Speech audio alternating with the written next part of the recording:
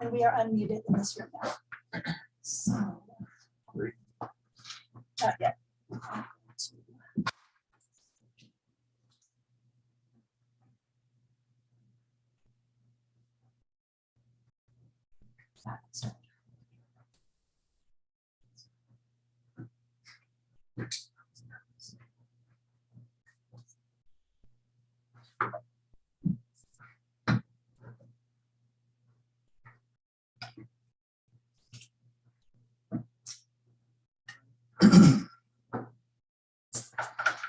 Good evening. The March 23rd, 2023. Oh, wait, sorry. Sorry. Good evening. The March 23rd, 2023 Whatcom County Planning Commission meeting is called to order. We'll call the roll. Now, if you're here, Kelvin Barton, that's me. Here. Daniel Dahlquist. Here. Atul Deshmani. Here. Thank you. Jim Hansen. Stephen Jackson. Here. Julie Jefferson.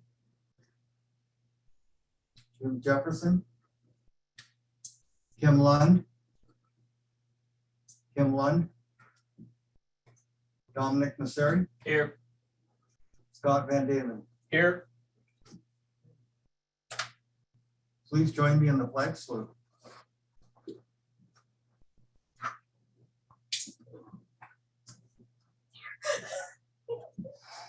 I pledge allegiance to the flag of the United States of America and to the republic for which it stands, one nation, under God, indivisible, with liberty and justice for all. I want to take a minute. We have a lot of people in this room, and it's been a long time since we've seen this, and it is nice to see each one of you. And so welcome. It's time for department updates. Steve Roberge, would you give us a department update? Yeah, so the departments, we're busy hiring folks. We're down some staff, and we're in the process of trying to fill those vacant positions, as well as we're adding a couple new ones. That's the big news. The next thing you folks are going to talk about, the planning commission, is the comp plan, work plan, and the public participation plan for that, as we're getting ready really soon to kick into that process. We talked a little bit about that in the past. At our next meeting, we're going to get into some more detail on your radar. I do also wanted to take a minute to talk about the mine application that's there, and I know that's what a lot of folks are here to talk about tonight. And I've mentioned this to the folks in the room earlier, but the planning commission won't hear that application. We don't hear those. It's a conditional use permit, and so the hearing examiner will hear that as well as make a decision on it when it comes time for it. So just want to make sure that everyone understands. Great, thank you. So now is the time for open session for public comment. So anybody in the public can speak. You can speak on any topic except about our wind energy that we're working on this evening, because that's going to have a public hearing, so you'll be able to speak then. And so Tammy, would you take over? She takes care of this part of the meeting. Sure. So welcome to the meeting. This meeting is being broadcast live. The audio is being recorded and will be posted to the county website. As noted on our website, members of the public may watch the meeting, join online or by phone or in person. So during the open public comment session, as the chair said, there's only one item you may not speak to, and that's the one for the public hearing tonight, wind energy code amendment proposals. So basically, if you would like to speak tonight and you are online, we'll have you virtually raise your hand. To do so, you would either press the hand icon, or if you're calling in by phone, you'll use *9 to raise your hand. And we'll get back to you in a moment. We do have several people in the room tonight, so I want to tell you first of all that we'll go through the people in the room first, then we'll do the online. Speakers may be called on by name or by the last 3 digits of their phone number if calling in. When called on, you'll press the microphone symbol to unmute yourself. If you joined by phone, press *6. Everyone should state their full name for the record and direct all comments to the chair. Each speaker will have up to 3 minutes to speak, and the screen timer will show when your 3-minute speaking time is up. Staff may also announce time up or mute your microphone. So first of all, we'll do the people in the room, and we do have a little podium with a sign-in sheet. And so is there anyone here in the room tonight who would like to speak? Okay, so why don't you go up to the podium area and put your name down and then announce your name for everyone here, okay? And I'm gonna get the microphone ready. Not the microphone, the timer. So I'm James Isaac Welch.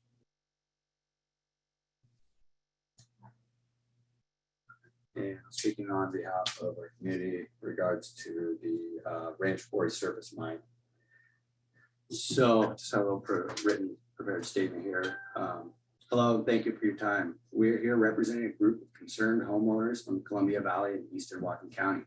Much to the surprise of most of us, a notice was posted last Monday about a permit application for a 70-acre open pit rock quarry submitted by Cowden Lafarge, set directly in the middle of our rural community. We understand that this issue is not the subject of today's meeting, but we wanted to share our concerns.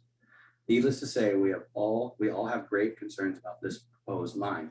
An industrial mining operation of the scale proposed would have severe and irreversible impacts on the area that we all love and call home.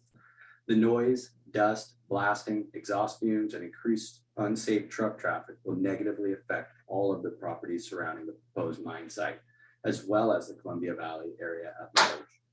The environmental impact of this project will be huge.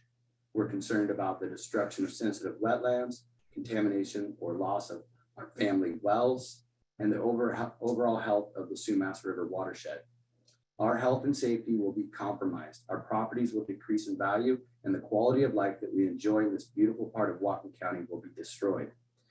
When asked to describe any activities related to this proposal that may be hazardous or disturbing to existing or future neighboring uses, Cowden Lafarge answered in the supplemental questions document included in their application that since proposed mine is located in an area of sparse rural development, the disturbance will be minimal.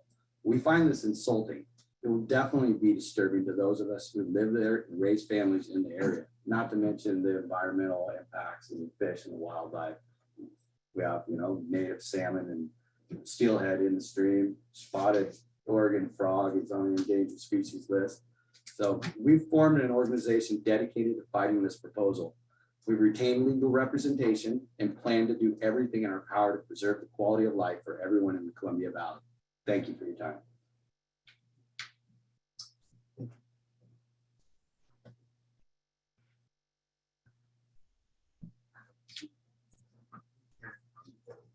Commissioner Desmani, you had your hand up for a bit. Do you have a question or a comment? I just wanted you to know, Kelvin, that Kim had trouble getting on, but she's on now. Thank you. Appreciate that. Hi, I'm Kathleen Greenbaum, part of the neighborhood group. We don't have a name yet. We just learned about this last Tuesday or Wednesday. And there are some basic issues we have, and some of them are in the process of being corrected. One was 2 parcels were left off. The 2 parcels that are the closest to our homes and where the driveway comes out and where the steep slope and grade is. That road runs within about 20 yards of a small family's home, their kitchen, where their daughter plays. No fence, no nothing. Our questions, just in starting to review about that much worth of material, is there going to be blasting? They did not do core samples for asbestos, and some of the tables that report on asbestos are slippery, to say the least. They don't say not tested, but there's an asterisk, and then you go down farther and it says not part of this variable sample, so therefore not tested, which they could have just said not tested. We're reaching out to as many state and environmental entities as we can. I passed out the 3 documents to this commission. Almost everything we print up or distribute from here on out will go to the county council and any appropriate branch of government, within that structure. We're very concerned about the way this was proposed. The 14-day timeline, I know you say, okay, we get to have a new 14-day timeline, but the first 14-day timeline was really only 12 days. And then it was us coming in and saying, wait a minute, what about this, this, and this? And so then the whole period had to start over again and we get another 14 days. But this is a 70-acre hole that isn't being blasted. How are they going to get 13 million cubic yards of gravel out of the earth without making some kind of noise, dust, disturbance? School buses, our postal carrier is going to sign up on this. It is incredibly impactful, but we're hoping that the county will serve as a steward of our community and do some kind of upfront, like the questions that we came up with as we go through the documents. Is there going to be, a SEPA is checked on their list, but I couldn't find a copy of a SEPA report anywhere. So just the way the whole process has happened has raised a lot of questions. Thank you for your time.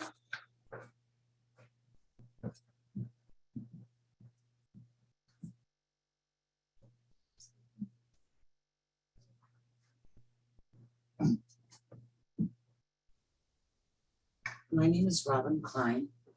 I live maybe half a mile from the project, the proposed project. The last time we had blasting, our windows were damaged. Not just ours, another neighbor's windows were actually blown out. There's not a whole lot of control we've noticed on the amount of dynamite they're using. And this is at the prior, not the new one. I have no idea how they're going to handle that. There is one thing I want to say. I know that is going to cause damage. And this is really important to me. I have double lung cancer. If there are particles in the air and I am breathing those, this is going to complicate things for my life and maybe for how much time I have to go. I don't want to be any more miserable than I am. Thanks for listening. Robin Klein. Could you write it? Oh, there's. Yes, thank you. Oh, there should be one there. Thank you for letting me borrow yours. You bet.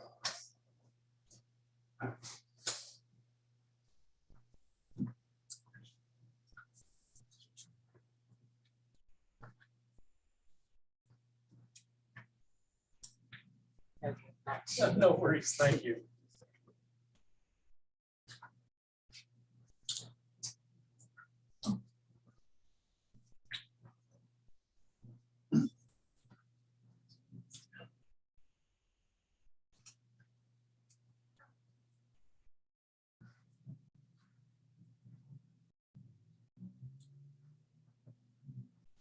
My name is Jim Klein. My wife Robin Klein was just here. So we also have salmon that are up and down in our creek. We have, I can't personally identify all of them, but I'm sure that we've heard there's coho and steelhead. And we've personally seen crawdads or crayfish, whatever you want to call them, as well, which we have a bridge that crosses over to get to our house. So we've seen the fish. Like I said, I didn't get down to identify them personally, but there are other experts better than I that do know that we have the salmon that migrate up and down the river, creek, Sar Creek. And I believe there is somebody that has done some counting, and I'm not sure what the numbers are recently. Thousands, Thousands 5,000 to 12,000 annually counted out of the Star Creek watershed. that Those are they're the cutthroat, fingerlings, native steelhead, and coho. as he said. I wish I could. I had no numbers or anything in front of me to say anything about that, but I do know that we do have active fish in our creek. We also are familiar with the Mission Road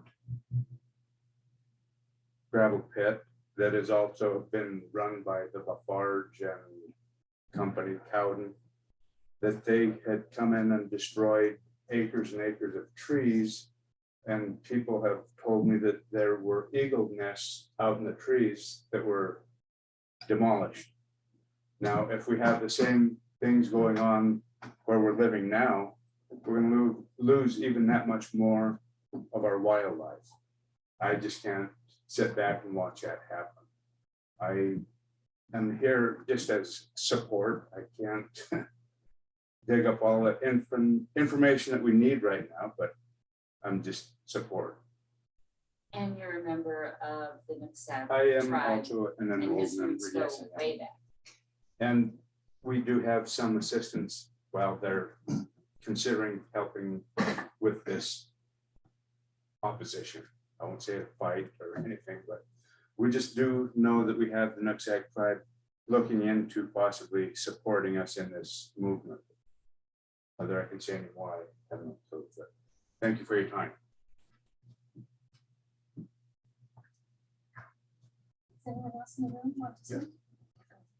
Please sign your name and give your full name for the record.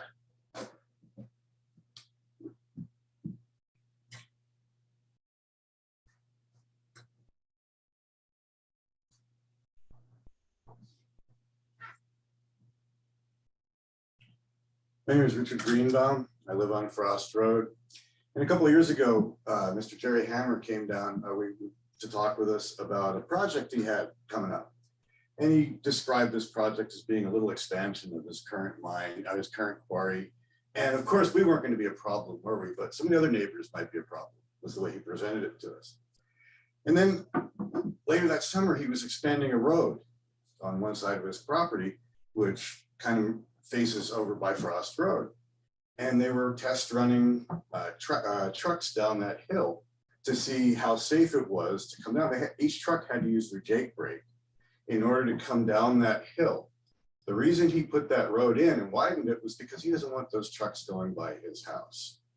He stated that to a number of people. Why is he going to send those trucks down a much more steep road that's dangerous, it's not paved, and it comes out in a corner that's also causes dangerous turns? The people that Mr. Hammer and Cowden are in bed with, the Lafarge Corporation, is a multinational corporation that currently owes the government of Syria $777 billion for human rights atrocities. They settled on that one. It was millions. Millions, I'm sorry. The New York settlement for the pollution was $750,000, which they also settled. They didn't argue with it. Obviously, they're doing these things. Does Whatcom County really want to have business with a multinational corporation that supports terrorists? They've also been sued for climate change actions in Okay. Indonesia. They have a large cement plant in British Columbia. And even though people around here are saying, we need the gravel, I would bet you guys right now that 90% of that gravel is going to go up across the line. It will probably use Canadian truckers to come down and get it. There are no new jobs with this. It's nothing good for the community here, nothing good for Whatcom County. It's all good for Lafarge and Mr. Cowden and the landlord, Mr. Hammer. So those are the only people that do any good from this. And thank you very much for your time.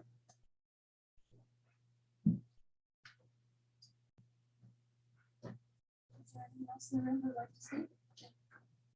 Okay, remember to write down your name and then tell us your full name for the record. Yes, my name is Erica Simons, and I live across the road, literally from where this mine will be excavated through. So one of my bigger concerns in reading the documentation that they've presented with to the county is they've specifically stated in their supplemental questions, there are no anticipated public costs that will result from the proposal, nor will there be detrimental to the economic welfare of the community. Just based on my basic understanding of how strip mining works, it's very clear that there will be a lot of noise, not only from trucks and blasting, but there's the ongoing rock crushing and grinding. That will be running from 6:30 in the morning until 5:30 at night, because they can run it that long due to learn. And it's 6 days a week, not so we get Sunday off, we can sleep in. So for my family, we actually spend a lot of time in our evenings because we are hockey officials, we are lacrosse officials. I actually play a lot of hockey, and I spend a lot of time out in the evenings. So I come home and I sleep late in the morning. So this will directly affect my way of life. In addition to my day-to-day work, which I do from home, I can operate my business whatever time of the day because I just work on my computer. And so I won't be able to take client calls during the day due to truck traffic going up and down the road. And it's actually one of the reasons why I moved out of the city limits, so that I can have the ability to have a conversation and not have to worry about somebody mowing our lawn or yelling at their kids or what have you. So there will be economic impacts. It's just, it won't impact them negatively. It'll impact the neighborhood negatively. In addition to the cost of actually fixing the infrastructure of the South Pass Road. And whether they use the South Pass or the Reese Hill Road, what's going to end up happening is we're going to have so much truck traffic. There'll be one truck on either road every 8 minutes, 6 days a week. And school buses. And school buses won't be able to pass because the corners on the South Pass are not made for that. It won't be a safe route. It's actually the ski to sea route that they do the road course for. So these are all concerns I personally have for people's safety. And it's clear they don't seem to think that's a problem. So thank you for your time. Anyone else in the room would like to speak? See online if they have anything. If you're online and you would like to give some public comment tonight, please raise your hand. *9 or your hand icon.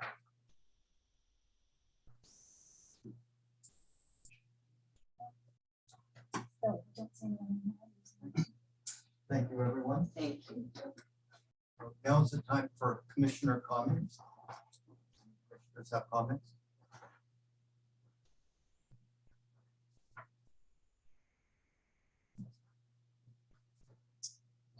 Not seeing any commissioners or commissioner comments. Let's move on to approval of the minutes from the February 23rd, 2023 meeting.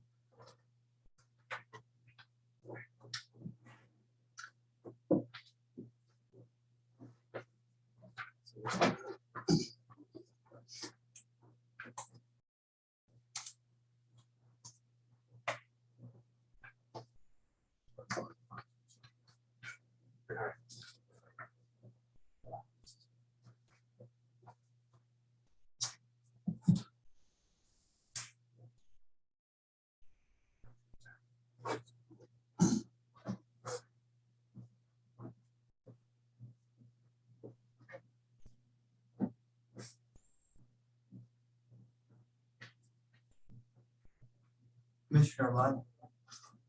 I'll move to approve the minutes from the previous meeting. I can second it. Okay. We have a motion and a second to approve the minutes. Are there any additions or corrections? Seeing that there are no additions or corrections, Tammy, would you call the roll, please? Okay. Commissioner Mosseri, Yes. Commissioner Van Dalen, Yes. Commissioner Dahlquist, Yes. Commissioner Desmanu, Yes. Commissioner Yes. Jack, Yes, from Commissioner Jackson. thank you.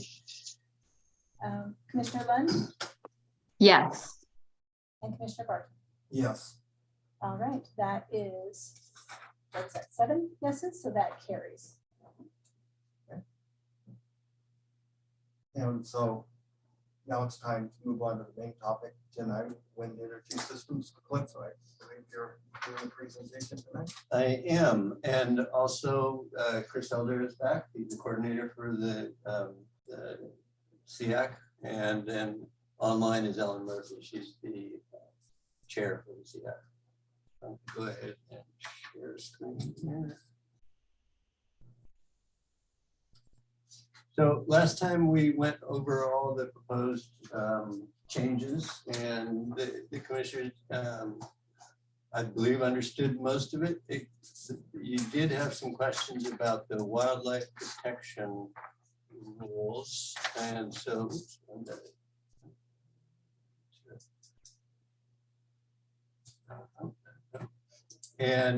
you seem to think that they're a little onerous, maybe not applicable, some of them not applicable, and probably already covered by a critical area. And so I went through and edited them down. I got rid of all the stuff that was duplicative, and suggested some changes to Chris because I didn't see that they were necessary. I'll let Chris speak to whether he agrees. I think we're in agreement on it, but we have pared it down quite a bit to the language that was sent to you in the memo. I'll say briefly, Cliff did a good job of kind of scaling it back. The one key piece that we did retain in there was the reference of the Department of Fish and Wildlife's wind power guidelines, which is kind of our adopted state guidance on how to review and consider wildlife impacts. So that kind of retaining that one additional piece felt like kind of the responsible thing to do to make sure that our code was in compliance with state guidance around our wildlife. So I think we're down to this one issue, and does it meet the commission's intent?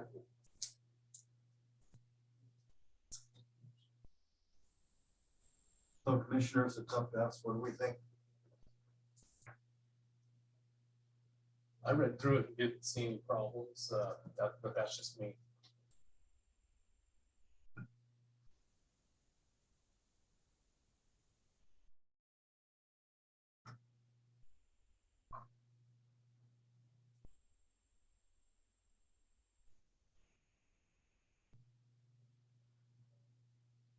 And if I need to scroll down, let me know. Some people reading. Go ahead and scroll down just a little bit there, Cliff. Okay, cool. I think we got it all. Yeah, thank you.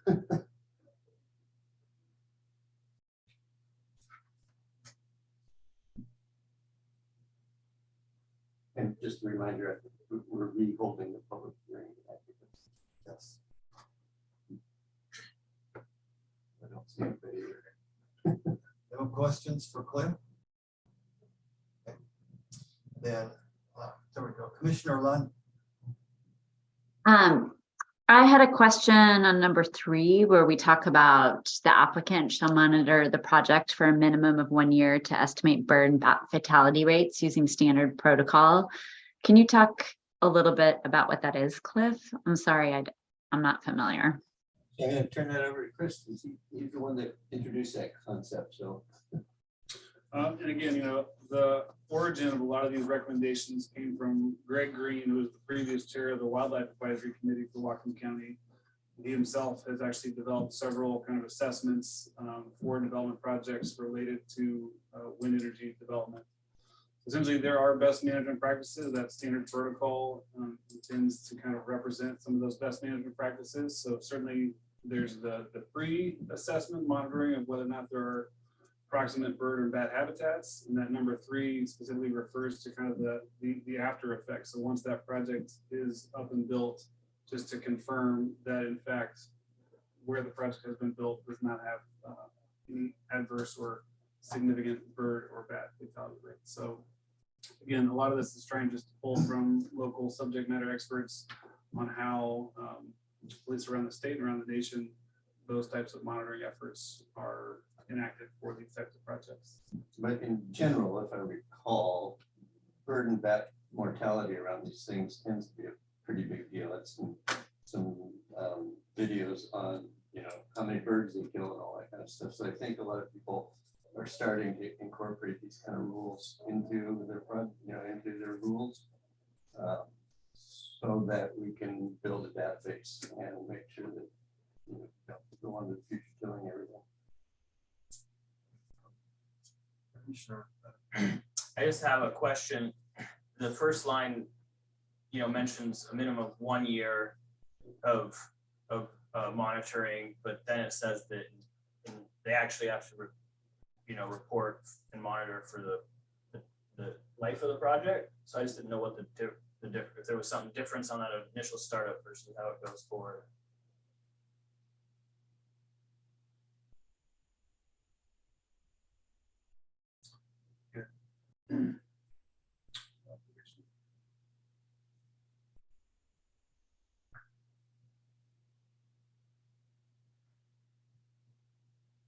I would probably have to pull up the state Department of Fish and Wildlife wind guidelines. And I do wonder whether kind of standard protocol indicates something more intensive and whether that quarterly reporting is more kind of a standard permit. Because ultimately, whenever this wind project would be developed, it would still require kind of concurrence or review from the Department of Fish and Wildlife. And I imagine there is a kind of regular reporting requirement associated with their review.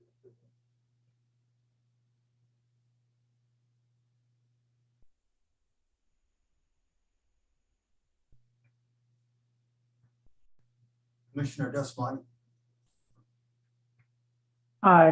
Just to provide some additional reference on the subject, I think I mentioned before that the Coastal Community Wind Project in Grays Harbor is a good template for us for many things we consider regarding wind in Whatcom County. And they followed these practices, including the 1 year monitoring. And the reason that there's some ongoing monitoring is because migration paths can change. So by maintaining some degree of oversight, if something changes in terms of natural cycles, then there's the ability to become aware of it and make changes. You certainly couldn't move the turbines, but we want to know if something's changed with the migration pathway. So.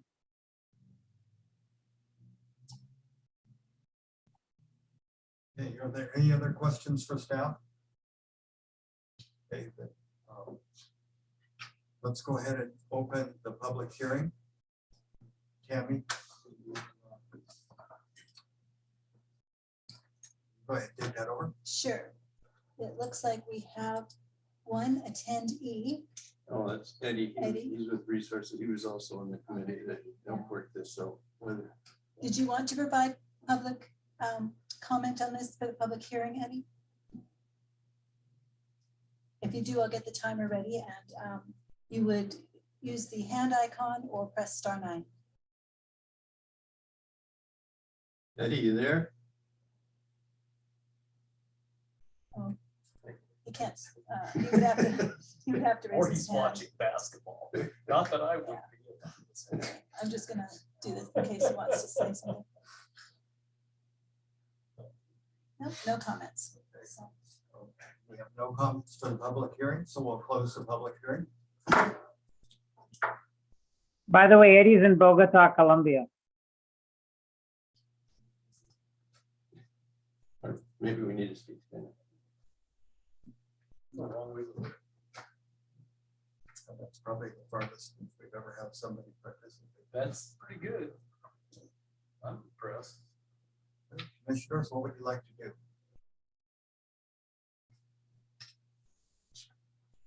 Are we to the point we're ready to vote on what we've got and move it on? Discussion, and if we're Okay. done discussing, that's what would be appropriate for a motion one way or the other.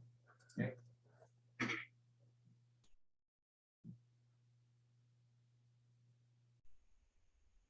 Commissioner Desmond. Well, I'd like to move that we approve the proposed wind ordinance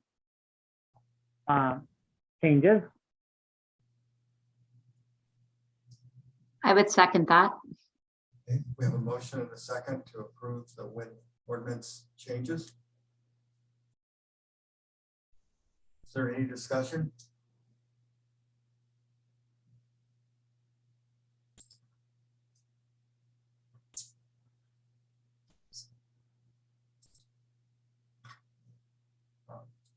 Seeing no comments on this, Candy, would you call the roll, please?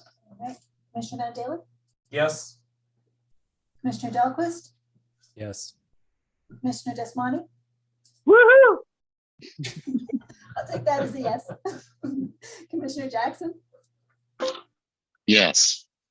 Commissioner Lund, Yes. Commissioner Mosseri, Yes. Commissioner Barton. Yes. That is 7 yeses, that carries. Okay, so we have amended the changes that staff recommended. And this, so are there any other changes that any commissioners believe we need to do? If there are no changes, would someone like to make a motion to adopt?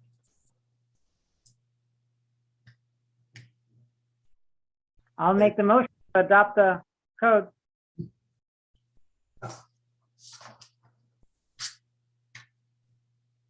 I'll second. We have a motion and a second to adopt the code. And the findings of fact. Thank you. Tammy, would you call the roll, please? Okay, so Commissioner Dahlquist, Yes.